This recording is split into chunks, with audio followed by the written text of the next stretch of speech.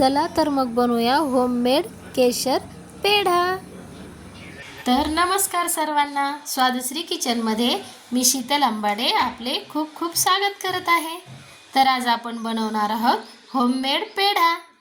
तर चला त्यासाठी लागणारे साहित्य पाहूया। त्यासाठी लागणारे साहित्य आहे, आपण घेतले आहे ते मिल्क पावडर 1.5 वाटी अंदाजे, आणि 1 वाटीला पण कमी आपण साखर घेतलेली आहे, आणि आपण घेतलेले केशरचं दूध 1 वाटी, 2 चम्मच घेतलेला आहे तूप, आणि पिस्ता आणि वेलची पावडर। तर हे सर्व साहित्य घेऊन आपण बनवणार आहोत होममेड पेढे। तर सर्वात अगोदर आपण यात तूप घालून घेणार आहोत। 2 चम्मच तूप घालून घ्यायचं आहे आपल्याला। तूप घातल्यानंतर लगेच आपण यात दूध घालून घेणार आहोत। जास्त आपल्याला थंड नाही, म्हणजे गरम नाही होऊ द्यायचं, सॉरी, लगेच आपल्याला दूध घालून घ्यायचं आहे केशरचं, आणि नंतर आपण लगेच हे मिल्क पावडर यात ॲड करणार आहोत। एकदम मंद आचेवर आपण गॅस ठेवलेला आहे। हे सर्व आपल्याला मिक्स करून घ्यायचं आहे अगोदर मंद आचेवर व्यवस्थित, आणि साखर पण घालायची आहे। आपल्या आवडीनुसार तुम्ही घालू शकता साखर, अशा पद्धतीने।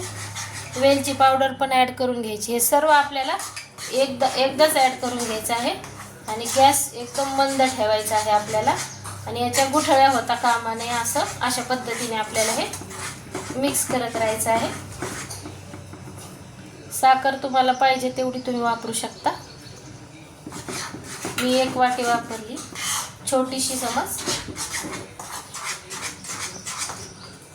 अशा पद्धतीने आपल्याला व्यवस्थित मिक्स करून घ्यायचं आहे। अशा पद्धतीने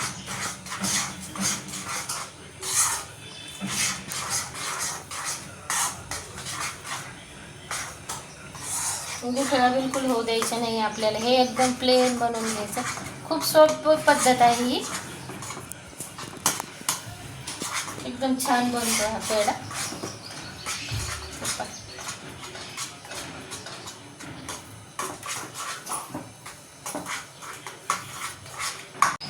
अशा पद्धतीने आपल्याला हे मंद आचेवर असं आटवून घ्यायचं आहे पूर्ण हे मिश्रण। हे असं व्यवस्थित आपल्याला हे हलवत राहायचं आहे आटेपर्यंत। तर अशा पद्धतीने यात गिठोळे राहायला नाही पाहिजे, एक पण गिठोळे। हे पूर्ण प्लेन करून घ्यायचं आहे आपल्याला। अशा पद्धतीने पहा, हे पहा, अशा पद्धतीने सारखं हलवत राहायचं आहे, गुठळी होऊ द्यायची नाही। खूप लक्ष देऊन करावं लागतं हे पेढे, म्हणजे हे गुठळ्या नाही व्हायला पाहिजे। अशा सारखं आपल्याला मिक्स करत राहायचं आहे। हे पहा, अशा पद्धतीने घरच्या घरी पेढा बनतो हा मस्तपैकी। बेकरीमध्ये आपल्याला वाटतं काही घातलेलं असेल, कशाचा वापर केला असेल, एखादी दुसरी पावडर घातलेली असेल, काही असेल, त्यामुळं आपण असे घरच्या घरी बनवू शकतो पेढे। काही जास्त वेळ पण नाही लागत, आणि जास्त एवढं काही साहित्य पण नाही लागत आपल्याला। थोड्याशा साहित्यामध्ये हे बनतं व्यवस्थित। हे पहा, अशा पद्धतीने बनवून घ्यायचं आहे आपल्याला। हे असं छानसं मस्त असं थाटून घ्यायचं आहे हे छान मिश्रण। एकदम गुठळ्या बिलकुल नाही राहिल्या पाहिजे। अशा पद्धतीनं मंद आचेवरच आपण करून घेतलेलं आहे। हे पहा, अशा पद्धतीनं करून घ्यायचं। पहा, छान होतं हे असं। तुपामुळे छान चककी आलेली आहे आपल्या त्या बेटरला, मस्त मिश्रणाला। पहा, मस्तपैकी चकचकीत झालं आहे मिश्रण। अशाच पद्धतीने आपल्याला हे मस्तपैकी एकजीव असं करून घ्यायचं आहे।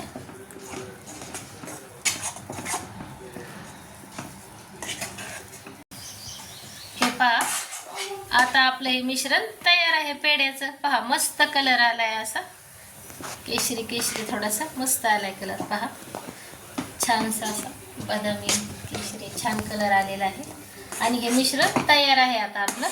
आणि हे आपल्याला असंच हलवतच थंड करून घ्यायचं आहे आता। आता आपण करून घेणार आहोत गॅस बंद आणि हे आपल्याला असंच हलवत हलवत घ्यायचं आहे, थंड करून व्यवस्थित प्रकारे सर्व असं हे करून. एक पण गाठ आपली झालेली नाही आहे गुठळी मिल्क पावडरची, कारण याला सतत हलवत राहावं लागतं. आणि आता आपण याला ह्याच पद्धतीने घेणार आहोत, थंड करून.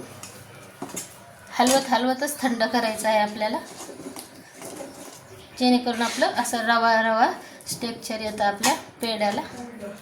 हे पहा, थंड करताना पण हलवतच थंड करणार आहोत आपण. अशा पद्धतीने असंच थंड करून घेणार आहोत. अशा पद्धतीनंच मस्त झालेलं आहे पहा. असं थंड करून घेऊन थोड्या वेळ आपण ठेवून देणार आहोत आणि पेढे बनवायला घेणार आहोत. अशा पद्धतीने थंड करत राहणार. चला घेऊया थंड करून आणि नंतर घेऊया पेढे बनवून. हे पहा, थंड होत आलेलं आहे पूर्ण आपलं आणि मस्तपैकी चकाकी आले आहे. हे पहा, अशा पद्धतीनं तयार झालं आहे पेढ्याचं मिश्रण. आता आपण गोल गोल पेढे बनवून घेणार आहोत. पहा किती छान झालेलं आहे मस्तपैकी. अशा पद्धतीने आता बनवून घेणार आहोत पेढे आपण. आता आपण थोडंसं तूप हाताला लावून घेणार आहोत. आपल्या तूप हाताला लावून घ्यायचं आहे थोडंसं आणि या पद्धतीने आपल्याला हवे तसे पेढे बनवायला आपण घेणार आहोत. हे पहा, अशा पद्धतीने आपल्याला पेढा बनवून घ्यायचा आहे. अशा पद्धतीने मस्त तूप थोडंसं हाताला लावून घ्यायचं आहे. असं छानसं याला असं आपण यात लावणार आहोत. लगेच थोडंसं पिस्ता. पहा, सुंदर दिसतं आहे आपला पेढा. पहा, अशा पद्धतीने आपण पूर्ण पेढे हे बनवून घेणार आहोत. आपण आता थोडासा वेगळ्या पद्धतीने पेढा बनवणार आहोत. थोडासा फूड कलर घेणार आहोत आणि त्यात हे जे आपण बनवलेलं आहे मिश्रण हे त्यात कलर करणार आहोत. अशा पद्धतीने तुम्हाला आवडत असेल एखाद्या फंक्शन वगैरेला कशाला तर तुम्ही ही पद्धतही करू शकता. अशा पद्धतीने आपण हा फूड कलर मिक्स करून घ्यायचा आहे. अशा पद्धतीने केशरी कलर वापरलेला आहे आपण.